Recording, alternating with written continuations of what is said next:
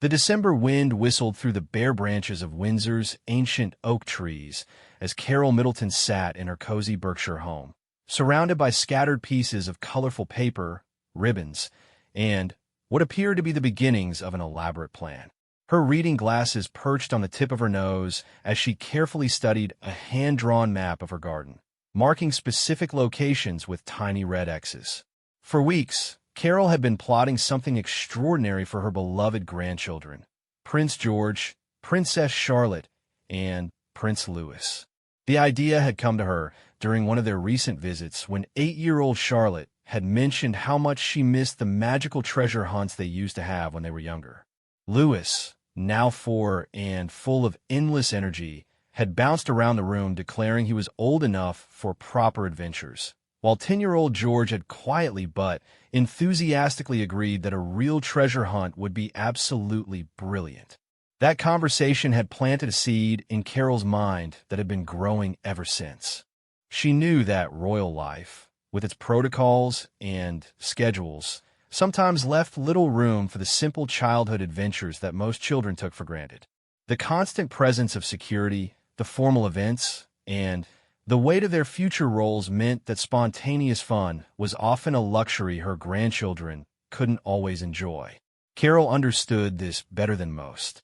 As the mother of Catherine, the Princess of Wales, she had watched her own daughter navigate the transition from commoner to royal with grace and dignity. She had seen firsthand how important it was to maintain a sense of normalcy and wonder for the children, especially during the magical Christmas season. The plan she was developing wasn't just any ordinary treasure hunt. This was going to be a Christmas adventure that combined storytelling, mystery, and genuine surprises, something that would capture the imagination of all 3 children despite their different ages and interests. She wanted to create an experience that would remind them they were still children, free to laugh, explore, and believe in magic.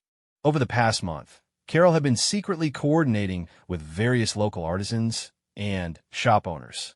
Mrs. Henderson, who ran the village bakery, had agreed to create special Christmas cookies shaped like clues. Tom Wright, the local woodworker, had crafted beautiful wooden boxes of different sizes, each designed to hold a specific part of the treasure hunt. Even the village librarian, Miss Davies, had gotten involved, helping Carole research old Christmas legends and stories that could be woven into the adventure. The centerpiece of Carole's plan was a story she had written herself, a tale about 3 young explorers who discovered that Christmas magic was real, but only for those brave enough to follow the signs and solve the mysteries left behind by the Christmas spirits. Each of her grandchildren would play a crucial role in this story, with clues and challenges designed specifically for their unique personalities and interests. For George, who had recently developed a fascination with history and geography, there would be puzzles involving old maps and historical facts about Christmas traditions around the world.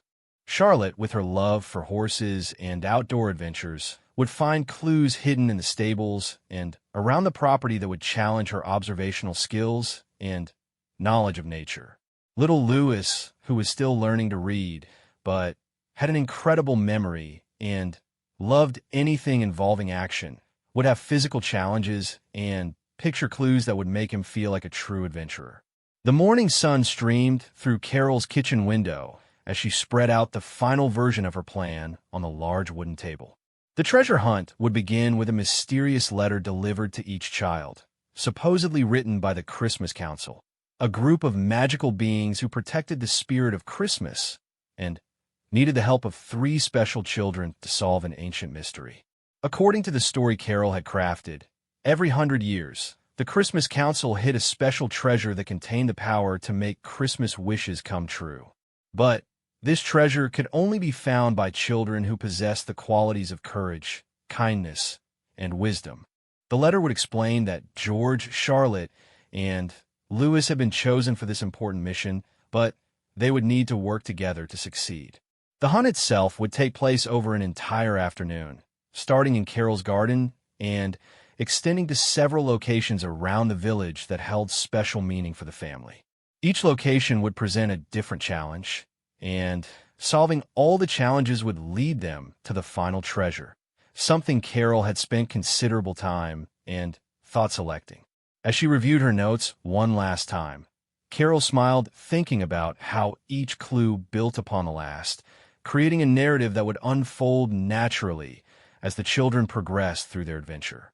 The first clue would be found in her greenhouse, where she had created a winter wonderland complete with twinkling lights and carefully arranged Christmas plants.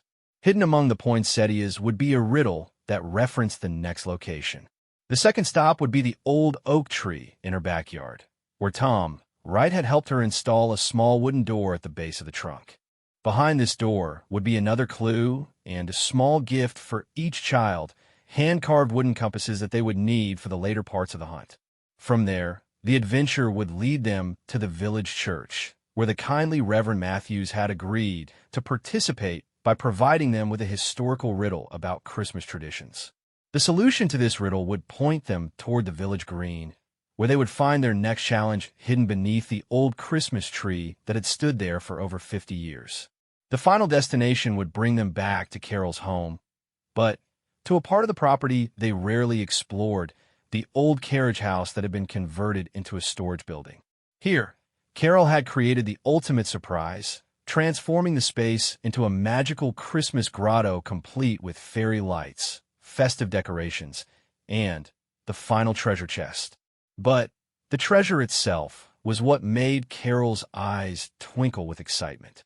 Inside the chest, each child would find something personally meaningful. For George, there was a beautifully illustrated book about young explorers throughout history, along with his own adventure journal, where he could record future explorations. Charlotte would discover a collection of horse-themed books and a promise from her grandmother for a special riding adventure in the new year. Lewis would find a set of wooden toy knights and a castle, perfect for creating his own adventures at home. However, the real treasure was something they would all share together, a handwritten book created by Carole herself, telling the story of their Christmas adventure and including photographs and mementos from their childhood visits to her home. It was a tangible reminder that no matter how much their lives changed as they grew older and took on more royal responsibilities, they would always have these precious memories of simply being children. The phone rang, interrupting Carole's planning session. It was Catherine, calling to confirm the children's visit for the following weekend. "They're so excited to see you, Mom." Catherine's voice carried the warmth and slight tiredness that came with managing 3 energetic children during the Christmas season. "Charlotte has been asking every day when we're coming to Granny's house, and Lewis keeps talking about the biscuits you promised to make with him." "And George?" Carole asked, knowing her eldest grandchild sometimes felt the weight of his future role more than his siblings. "George has been a bit quiet lately," Catherine admitted. "I think he's feeling the pressure of all the Christmas events and formal occasions. He mentioned the other day that he wished he could just have a normal adventure like other children his age." Carole's heart swelled with the confirmation that her planned surprise was exactly what her grandchildren needed. "Well, I think I might have just the thing to help with that," she said mysteriously, causing Catherine to laugh. "I know that, Tom. What are you plotting?" "Nothing too elaborate," Carole replied with feigned innocence. "Just a little Christmas surprise that might remind them all that being young is still the most important job they have." After ending the call, Carole returned to her preparations with renewed energy.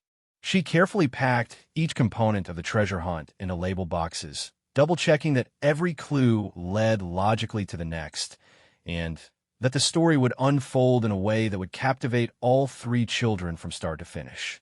The weather forecast called for clear, crisp December weather, perfect for an outdoor adventure. Carole had backup plans in case of rain, but she was hoping they could experience the full outdoor treasure hunt as she had envisioned it. As evening approached, Carole made her final phone calls to the various village participants, confirming times and making sure everyone understood their roles in the adventure. Mrs. Henderson assured her the special cookies would be ready and properly hidden. Reverend Matthews practiced his riddle presentation, and Miss Davies confirmed that she had the historical books ready as backup prizes. That night, As Carole settled into her favorite armchair with a cup of tea, she reflected on the joy of being a grandmother. Unlike being a parent, where every day was filled with the responsibilities of guidance, discipline, and preparing children for the future, being a grandmother allowed her to focus purely on creating magical moments and precious memories. She thought about her own childhood Christmases, when her parents had worked hard to create special moments despite having limited resources. Some of her most treasured memories involved simple adventures and surprises that had cost very little money, but had been rich with love and imagination. She wanted to give her grandchildren that same sense of wonder and adventure, even within the context of their unique and privileged lives. The treasure hunt she had planned represented something deeper than just entertainment. It was her way of giving them permission to be completely and utterly themselves, curious, excited, and free to explore the world with the enthusiasm that only children possess. In a life that would increasingly be defined by duty and responsibility, these moments of pure childhood joy were precious beyond measure. As she drifted off to sleep, Carole smiled, thinking about the surprised expressions she would see on George, Charlotte, and Louis's faces when they discovered the mysterious letters waiting for them. Tomorrow would be the final day of preparation, and then the real magic would begin. The crisp December morning arrived with a clarity that seemed to promise magic was indeed possible. Carole had been awake since dawn, making final preparations and ensuring every detail was perfect for the arrival of her grandchildren. The mysterious letters, written on aged parchment paper and sealed with red wax, sat ready on the kitchen counter, each one personalized for its intended recipient. When a familiar sound of tires on gravel announced the arrival of the royal family, Carole's heart began to race with excitement. Through the window, she watched as the large black vehicle came to a stop, followed by the discreet security car that always accompanied the family on their private visits. Despite the formal arrival, she knew that once the children crossed her threshold, protocol would give way to the comfortable chaos of family time. Prince William emerged first, helping Catherine from the car while their protection officers took their positions around the property. But Carole's attention was immediately captured by the three small figures who tumbled out of the vehicle with the barely contained energy of children who had been sitting still for far too long during the drive from Windsor. "Granny!" Charlotte's voice rang across the garden as she broke into a run, her dark hair streaming behind her. At 7 years old, she possessed a confidence and enthusiasm that never failed to delight Carole.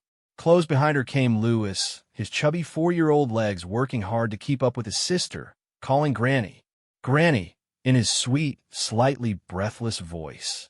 George followed at a more measured pace, but Carole could see the genuine smile spreading across his face as he approached the house.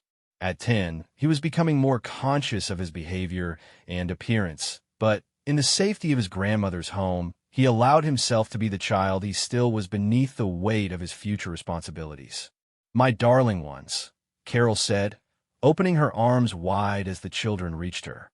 The collision of hugs was exactly what she had been anticipating, warm, enthusiastic, and filled with the kind of unconditional love that existed between grandparents and grandchildren.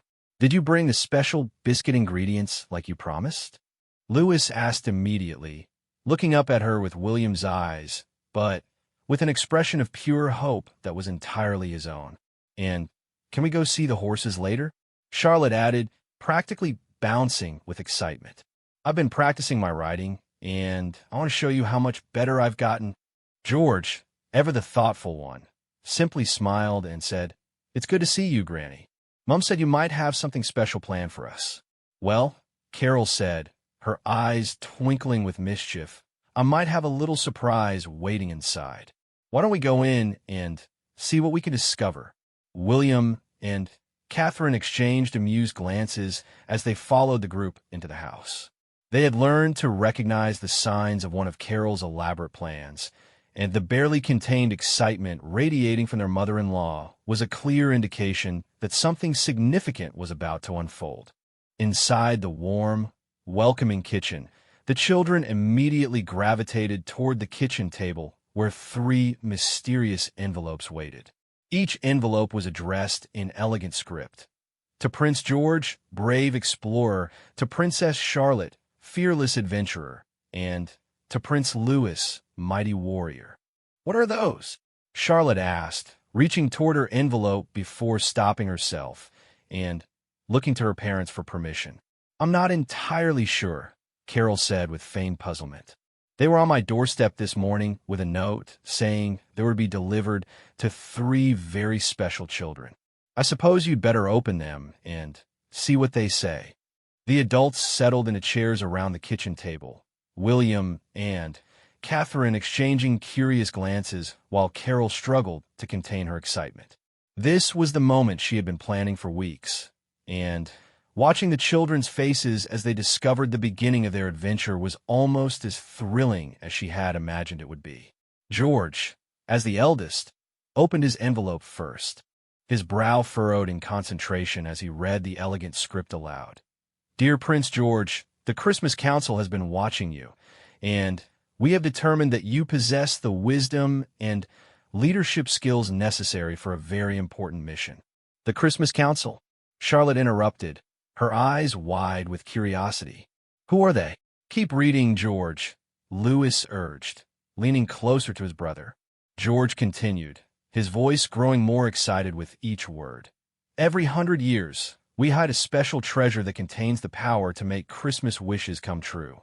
This treasure can only be found by children who work together and demonstrate courage, kindness, and wisdom.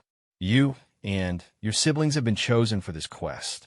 Charlotte had already torn open her envelope and was scanning her letter quickly. "Mine says I'm brave enough to face any challenge, and that my love for animals makes me special to the Christmas Council." Louis, still working on his reading skills, handed his letter to his father. "Papa, what does mine say?" William's voice was warm with amusement as he read. "Dear Prince Louis, your spirit of adventure and your kind heart have impressed the Christmas Council greatly. You will be an important part of this mission because you see magic everywhere you look." "Is this real?" George asked, looking around at the adults with a mixture of skepticism and hope that was perfectly characteristic of a 10-year-old trying to balance logic with the desire to believe in magic. "What do you think?" Carole asked gently. "Does it feel real to you?" Charlotte was already studying her letter more carefully. "There's something else here," she announced. "It says to look for the first clue in a place where winter flowers bloom in warm light." "The greenhouse!" Louis shouted immediately, his face lighting up with understanding. "That's very clever thinking, Louis," George said, his protective older brother instincts kicking in even as his own excitement began to build. "Should we go investigate?" Catherine started to offer to help, but Carole gently shook her head. "I think this might be an adventure just for the children," she said. "Perhaps the adults should stay here and prepare some hot chocolate for when the explorers return from their first mission." The suggestion was met with enthusiastic agreement from all three children, who were already heading toward the back door that led to the garden. Carole watched through the window as they made their way toward the greenhouse, their heads close together as they discussed their strategy. Inside the greenhouse, the children found themselves in a winter wonderland that hadn't been there during their last visit. Twinkling fairy lights were woven among the plants, creating a magical atmosphere that made even the practical George catch his breath with wonder. The warm, humid air was filled with the scent of pine and cinnamon, and colorful poinsettias created a festive landscape among the more ordinary garden plants. "It's beautiful," Charlotte whispered, as if speaking too loudly might break the spell. "Look for clues," George reminded them, though he too was momentarily distracted by the transformation of the familiar space. It was Louis who spotted it first, a red ribbon tied around one of the larger poinsettia pots. There's something red." Attached to the ribbon was a small scroll tied with gold thread. George carefully untied it and unrolled the parchment to reveal another riddle. "Where ancient roots run deep and strong, and seasons change, but life lives long, seek the door that's small and round, where winter treasures can be found." A tree, Charlotte said immediately. It has to be a tree because they have ancient roots and live through all the seasons. But which tree? George wondered, looking out toward the garden where several large trees dotted the landscape. The big oak tree, Lewis said confidently. It's the biggest and oldest, and Granny told us stories about it before. The children made their way across the garden to the massive oak tree that dominated one corner of Carol's property. The tree was indeed ancient, its gnarled branches reaching high into the winter sky, and its trunk so wide that it would take all three children holding hands to encircle it. "I don't see a door," Charlotte said, walking slowly around the base of the tree. "Wait," George said, kneeling down near the roots. "There's something here that looks different." Indeed, at the base of the tree, partially hidden by fallen leaves, was a small wooden door that appeared to have been built right into the trunk itself. It was painted a deep forest green and had a tiny brass knocker shaped like an acorn. "Should we knock?" Lewis asked, reaching toward the miniature knocker. "I think we should," George decided, and Lewis carefully lifted the tiny knocker and let it fall twice against the door. To their amazement, the door swung open on silent hinges, revealing a small hollow space within the tree trunk. Inside, they found three beautifully carved wooden compasses, each with their initials engraved on the back, and another scroll. Charlotte carefully lifted out the compasses, handing one to each of her brothers. "They're beautiful," she breathed, admiring the intricate carving and the way the brass needle moved freely within its housing. George unrolled the new scroll and read, "Tools for your journey you now possess, to guide you true and bring success. Where songs of praise rise to the sky, and history stories never die, seek the keeper of old tales who knows where Christmas tradition trails." This riddle proved more challenging, and the three children stood in the shadow of the oak tree, thinking carefully about the clues. "Songs of praise," Charlotte mused. "That sounds like church." "And history stories," George added. "Churches have lots of old stories and traditions." "The village church," Lewis announced, as if he had solved the entire mystery himself. The walk to the village church took about 15 minutes along the familiar footpath that connected Carol's property to the village center. The children chattered excitedly as they walked, comparing their compasses and speculating about what they might find next. The Church of St. Mary stood at the heart of the village, its Norman tower reaching toward the gray December sky. Reverend Matthews was waiting for them in the churchyard, trimming some winter roses that grew along the old stone wall. "Well, hello there," he called cheerfully as the children approached. "And what brings three young adventurers to visit me on this fine December morning?" George, taking his role as spokesman seriously, stepped forward. "We're on a quest from the Christmas Council," he explained. "We're looking for the keeper of old tales who knows about Christmas traditions." Reverend Matthews's eyes twinkled with understanding. "Ah, you must meet me then. I've been expecting you." He set down his pruning shears and brushed the dirt from his hands. "I have something for you. But first, you must answer a question about Christmas traditions."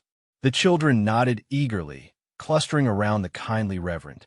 "Long ago," he began, "before Christmas trees and electric lights, people celebrated the winter season by bringing evergreen branches into their homes. Can you tell me why evergreen plants were considered special during winter?" Charlotte's hand shot up as if she were in school. "Because they stay green all year. When all the other plants lose their leaves, evergreens keep their color." "Exactly right," Reverend Matthews said, beaming at her. "They were symbols of hope and life continuing even through the darkest season. And because you've answered correctly, I can give you this." He handed George a small leather pouch that jingled softly when moved. Inside were three old-fashioned brass keys, each different from the others, and another scroll. "These keys unlock different kinds of treasures," Reverend Matthews explained. "But you'll need to figure out what they're for as you continue your quest." Back at Carol's house, William and Catherine watched from the kitchen window as the children appeared on the footpath, practically skipping with excitement as they returned from the village. She's outdone herself this time, William said admiringly, watching his children's animated discussion as they examined their new treasures. Look how happy they are, Catherine observed. When was the last time we saw George this excited about anything? Indeed, their usually reserved eldest son was gesticulating enthusiastically as he explained something to his siblings, the weight of royal protocol completely forgotten in the joy of the adventure. The children burst through the kitchen door, all talking at once as they displayed their compasses and keys to the assembled adults. "Granny, did you know about the special door in your tree?" Charlotte asked breathlessly.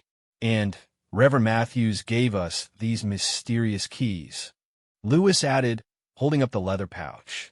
"What does the next clue say?" Carole asked, playing her part perfectly. George unrolled their latest scroll and read, "Where the heart of the village has stood through time, and Christmas joy rings like a chime, beneath the tree of evergreen light, you'll find the next part of your sight." "The village green," all three children shouted in unison, clearly getting better at solving the riddles as they progressed through their adventure.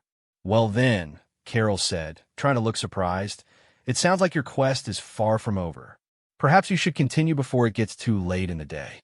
The village green stretched before the children like a winter carpet, its grass brown and dormant beneath the December sky. At its center stood the magnificent Christmas tree that had been the pride of the village for over 50 years. The enormous Norwegian spruce was decorated with hundreds of twinkling lights and colorful ornaments contributed by local families, creating a beacon of festive joy that could be seen from every corner of the village.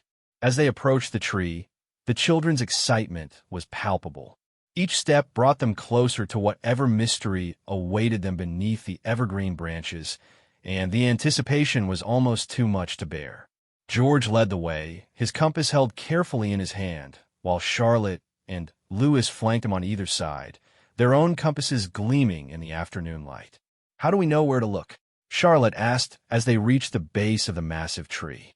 The area around it was vast, with benches placed at regular intervals and flower beds that would bloom with color in spring, but now lay covered with a thin layer of frost. "The riddle said beneath the tree," George reminded them, reading the scroll again. "But it's a very big tree." Lewis, who had been walking slowly around the perimeter of the tree, suddenly stopped and pointed. "Look, there's something different about this bench." Indeed, one of the benches that circled the tree appeared to have a small brass plaque that wasn't present on the others.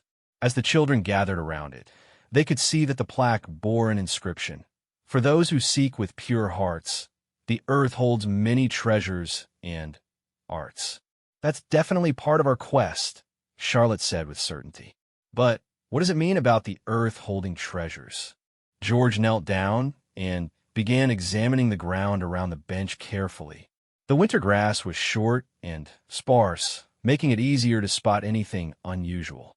After several minutes of searching, his persistence paid off.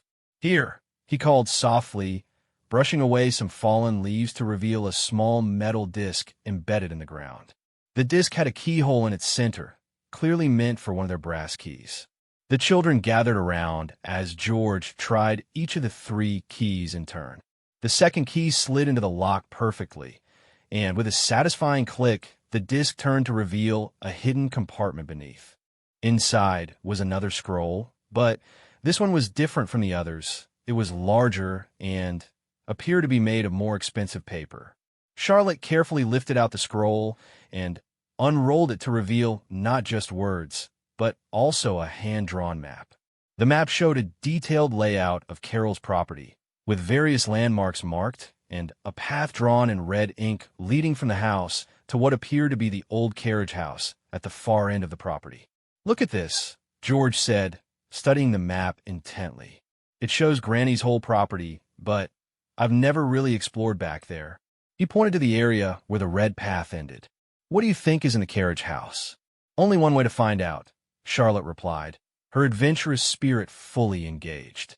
"What does the writing say?" Lewis leaned closer as George read aloud. "Brave adventurers, you have proven your worth through wisdom, courage, and teamwork. The final challenge awaits, where carriages once rested and horses once fed. Follow the map to discover the greatest treasure of all. But beware, the final door requires all 3 keys working together. All 3 keys? Charlotte asked, examining the remaining brass keys in their pouch. How can 3 keys work in one lock? I guess we'll find out when we get there, George said pragmatically. Should we head back to Granny's and follow the map? The walk back to Carole's property seemed to take longer than usual, partly because the children kept stopping to consult their map, and partly because the anticipation was building to an almost unbearable level. Each landmark they passed, the old stone wall, the wooden gate, the rose garden dormant for winter, was marked on their map, confirming they were on the right path. When they reached Carole's house, they found the adults sitting in the warm kitchen, enjoying afternoon tea and watching the children's progress through the window.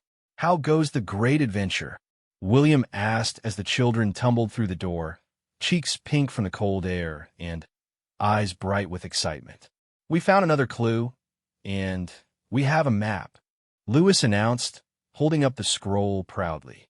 "And we need to go to the old carriage house," Charlotte added. "But we've never really explored back there before." Carole stood up from the table, wrapping her cardigan around her shoulders.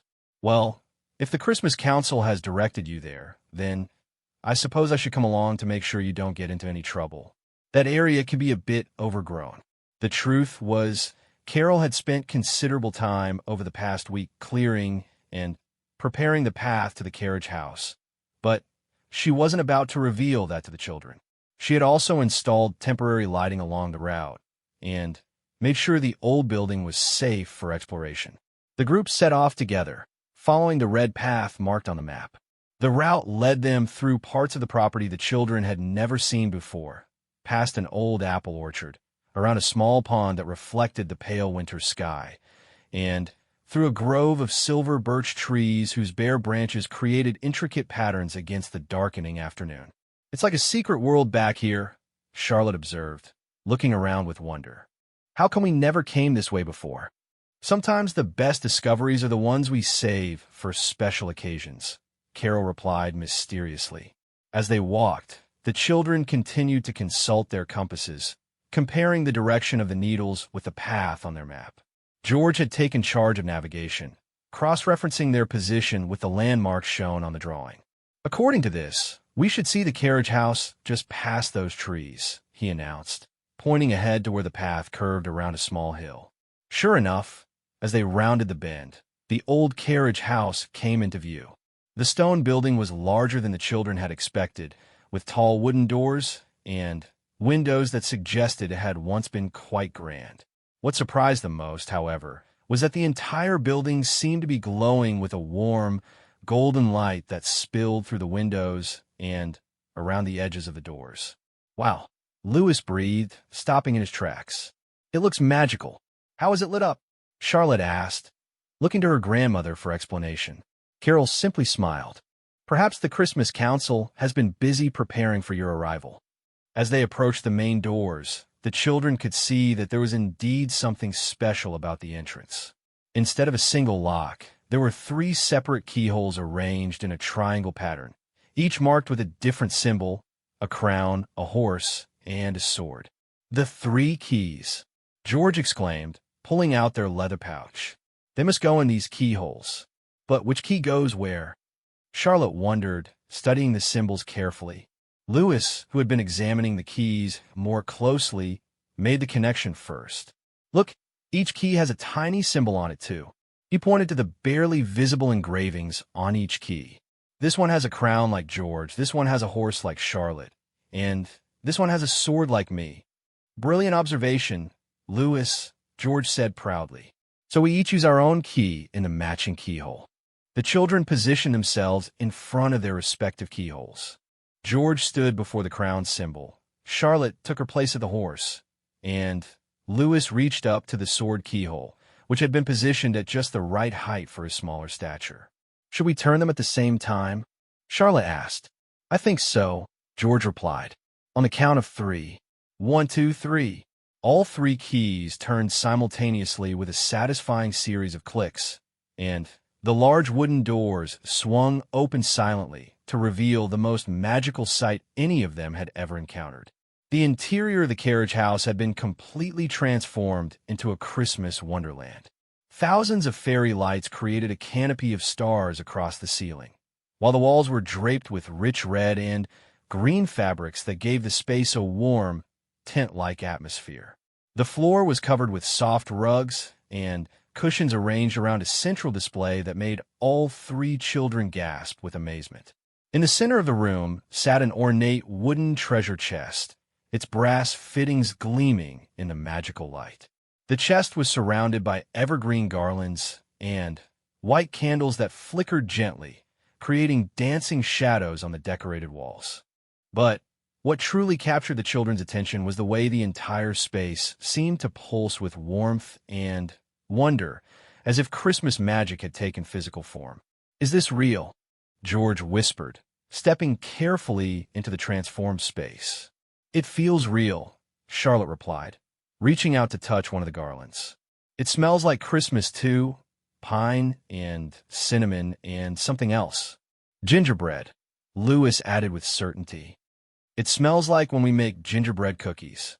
As they moved deeper into the room, they could see that the walls were decorated not just with fabric, but with photographs and mementos from their previous visits to Carol's house. There were pictures of them feeding horses, baking cookies, playing in the garden, and reading stories together. Each image was beautifully framed and integrated into the decorative scheme, creating a visual story of their relationship with their beloved grandmother. "Granny," Charlotte said softly, turning to look at Carole with tears beginning to form in her eyes. "Did you do all this?" Carol's own eyes were bright with emotion as she looked at her grandchildren's wondering faces. "The Christmas Council had a little help from someone who loves you very much," she admitted. William and Catherine, who had followed at a discreet distance, stood in the doorway, taking in the magical scene. Both parents found themselves deeply moved not just by the elaborate surprise Carole had created, but by the profound joy and wonder shining in their children's faces. "Can we open the treasure chest?" Lewis asked, practically vibrating with excitement. "I think that's why we're here," George said, approaching the ornate chest carefully.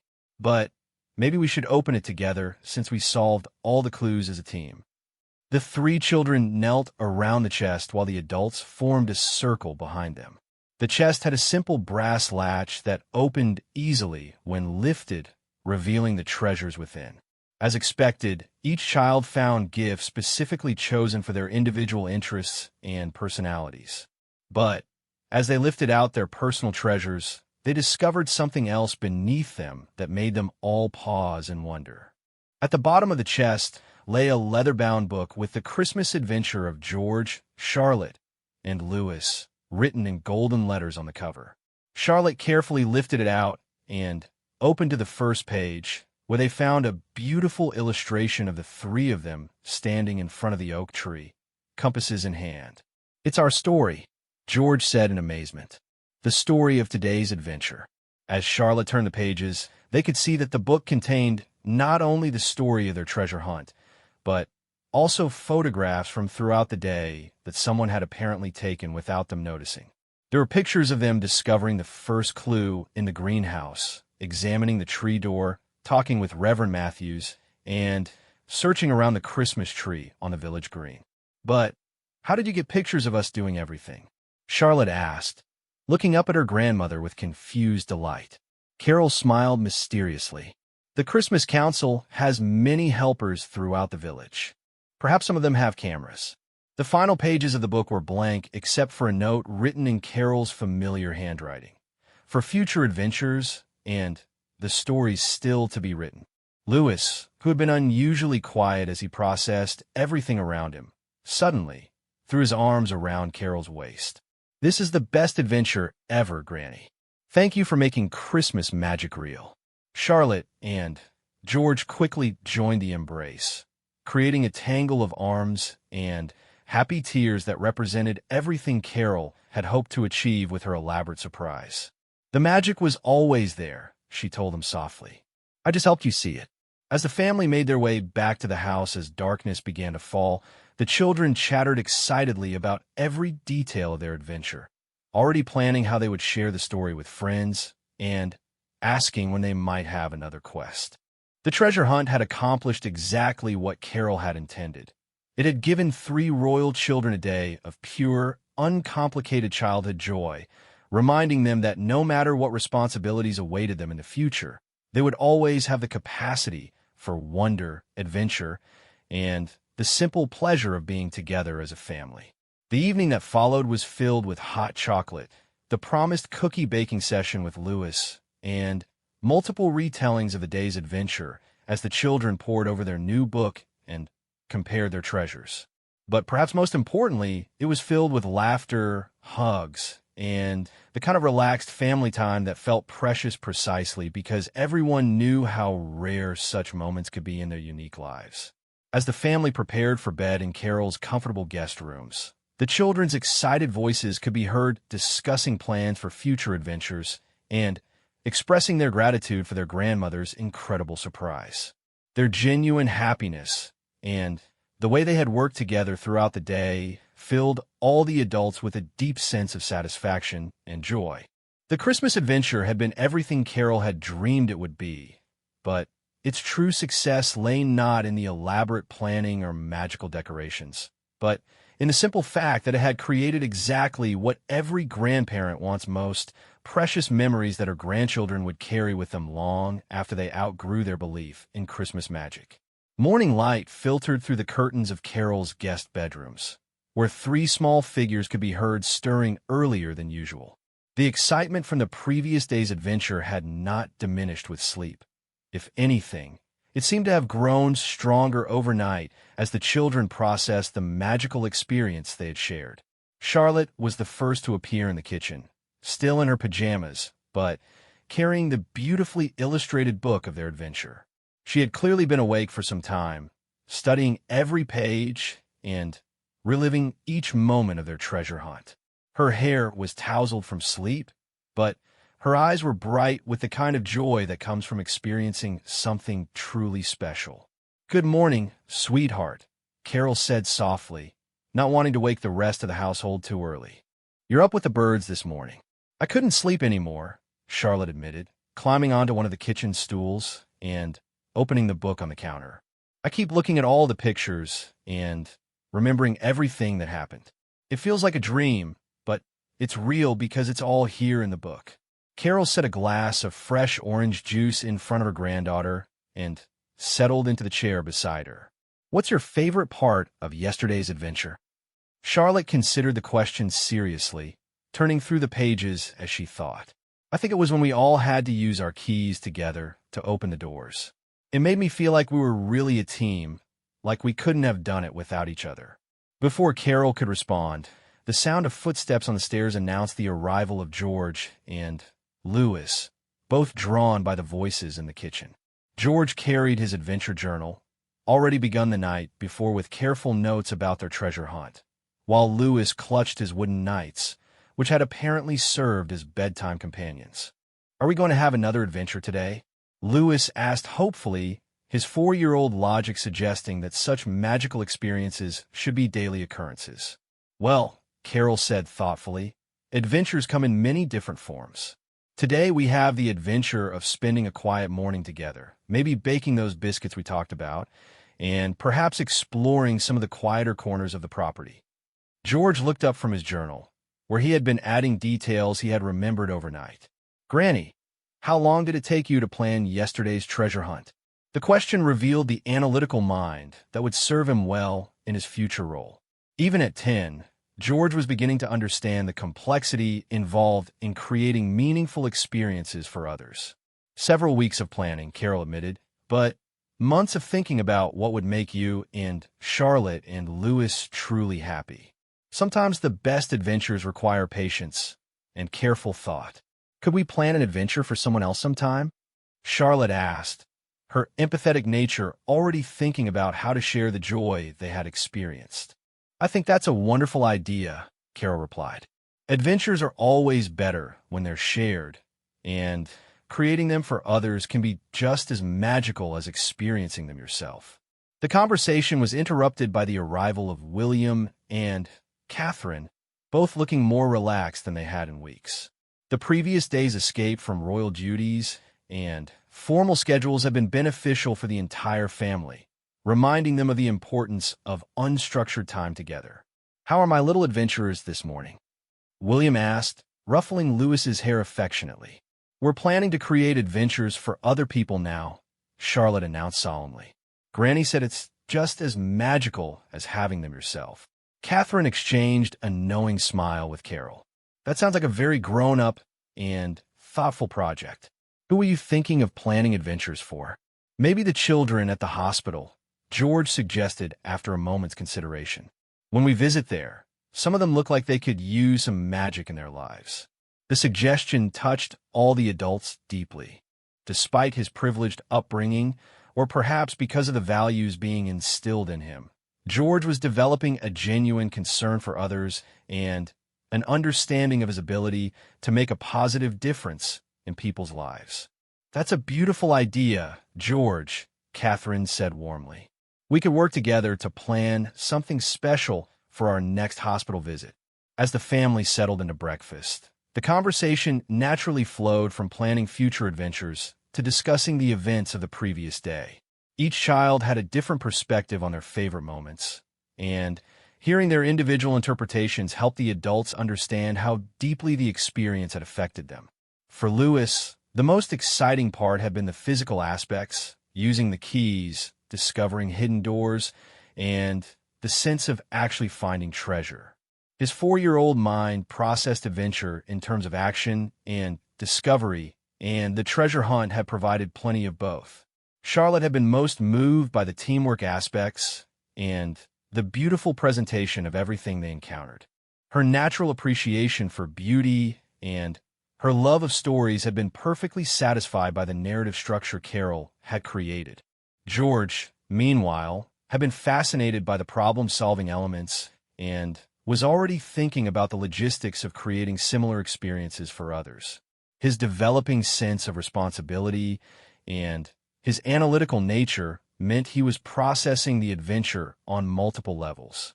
After breakfast, Carole suggested they take a morning walk around the property to see everything in daylight and without the pressure of solving riddles. The children eagerly agreed, and they set off as a family group, retracing the steps of their previous day's adventure. In the greenhouse, they marveled at how different the space looked in morning light. The fairy lights that had created such magic the evening before were barely visible now, but the careful arrangement of plants and the cozy atmosphere remained charming in a different way. "It's still beautiful," Charlotte observed, "just differently beautiful than it was yesterday." At the oak tree, Louis insisted on knocking on the tiny door again, delighted when it opened to reveal the empty cavity where their compasses had been waiting. George carefully closed the door afterward, explaining to his younger brother that they should leave it ready for the next adventurers who might need it. The village church looked peaceful and normal in the morning light, but Reverend Matthews appeared in his garden as they passed and waved cheerfully. "How did the rest of your quest go?" he called out. "We found the treasure," Louis called back proudly, "and it was the best treasure ever." At the village green, they examined the bench where they had found the hidden compartment, now sealed again and looking perfectly ordinary. But the children took turns sitting on it and sharing their memories of the excitement they had felt when the disc had turned to reveal their map. "Do you think other people know about the magic here?" Charlotte wondered aloud as they walked back toward Carole's house. "I think," Carole said carefully, "that magic exists everywhere, but we have to be open to seeing it. Some people are better at noticing it than others." The carriage house, in daylight, revealed itself to be a charming old building that had been beautifully restored. The magical decorations from the previous evening were gone, but the space retained a special atmosphere that made all 3 children smile with remembered joy. "Will you keep our adventure book here?" George asked, running his hand along the wooden walls. "I think it belongs with you," Carole replied. "Adventures should travel with the adventurers, don't you think?" Back at the house, The promised baking session commenced with characteristic chaos and enthusiasm. Lewis took his role as chief cookie decorator very seriously, while Charlotte demonstrated an unexpected talent for rolling dough to exactly the right thickness. George, meanwhile, had appointed himself supervisor of the oven, carefully timing each batch to ensure perfect results. As they worked, the children continued to process their experience, asking questions about how various elements of the treasure hunt had been arranged and expressing amazement at the coordination involved. Their questions revealed growing appreciation for the thought and effort that had gone into creating their magical day. The best part, Lewis announced as he carefully placed chocolate chips on a star-shaped biscuit, is that it was real magic, not pretend magic. "What's the difference?" Catherine asked, genuinely curious about her youngest son's perspective. "Pretend magic is when you know it's not really happening," Lewis explained with 4-year-old logic. "Real magic is when wonderful things happen that you didn't expect, and they make you feel happy and special." His definition prompted a moment of thoughtful silence from the adults, who recognized the profound wisdom in such a simple explanation. As the day progressed, it became clear that the treasure hunt had created something more lasting than just a fun afternoon.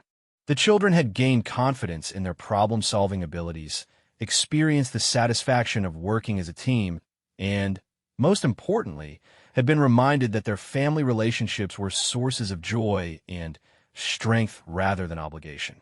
George spent considerable time writing in his adventure journal, carefully documenting not just the events of the treasure hunt, but also his feelings and thoughts about the experience. His writing revealed a growing understanding of the importance of family connections and the value of creating positive experiences for others. Charlotte worked on a drawing inspired by their adventure, capturing the magical carriage house in colored pencils with remarkable attention to detail. Her artistic interpretation showed not just what the space had looked like, but how it had felt, full of warmth, wonder, and love. Lewis, in his characteristic direct way, spent much of the day simply playing with his wooden knights and asking when they could have their next adventure. His straightforward enjoyment and anticipation served as a reminder that sometimes the best response to wonderful experiences is simply to appreciate them fully and look forward to more. As afternoon turned to evening and the time approached for the family to return to their royal duties, there was a noticeable reluctance to leave the peaceful atmosphere of Carole's home. The previous day's adventure had created a bubble of family intimacy that none of them wanted to break. "Can we come back soon for another adventure?" Charlotte asked as they began gathering their belongings. "Every time you visit is an adventure," Carole assured her. "Some adventures involve treasure hunts and magic doors, but others might involve quiet conversations, baking projects, or simply spending time together in the garden." The wisdom in this statement wasn't lost on the adults, who recognized that Carole was teaching the children to find joy and meaning in ordinary moments as well as extraordinary ones. As they prepared for departure, each child carefully packed their treasures from the hunt along with the items they had created during their stay: George's journal, Charlotte's drawing, and Lewis's decorated biscuits. But perhaps more importantly, they carried with them the memories of working together, solving problems as a team, and experiencing the kind of uncomplicated family joy that would sustain them through the more challenging aspects of their unique lives. The drive back to Windsor was filled with animated conversation as the children shared their favorite moments and made plans for their own adventure planning projects. Their enthusiasm was infectious, and even a usually formal car ride took on a festive atmosphere. That evening, as the children settled into their own beds, they each processed the experience in their individual ways.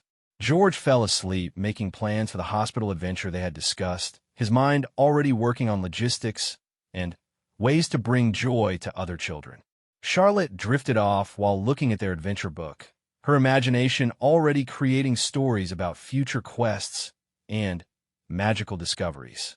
Lewis simply hugged his wooden knights and smiled, secure in the knowledge that magic was real and that his family was capable of creating wonderful surprises. For the adults, the weekend had served as a powerful reminder of what truly mattered in their busy lives. Carol's elaborate surprise had given them all the gift of perspective, showing how meaningful experiences could be created through love, creativity, and attention to what brings genuine joy to the people we care about most. In the weeks that followed, the treasure hunt became a touchstone for the family, a shared experience that they returned to in conversation and memory whenever they needed to remember the importance of play, imagination, and family connection. The children's enthusiasm for planning adventures for others led to several successful projects, including a simplified treasure hunt for children at a hospital visit that brought smiles and excitement to young patients. Carol's Christmas surprise had accomplished far more than creating a single day of entertainment.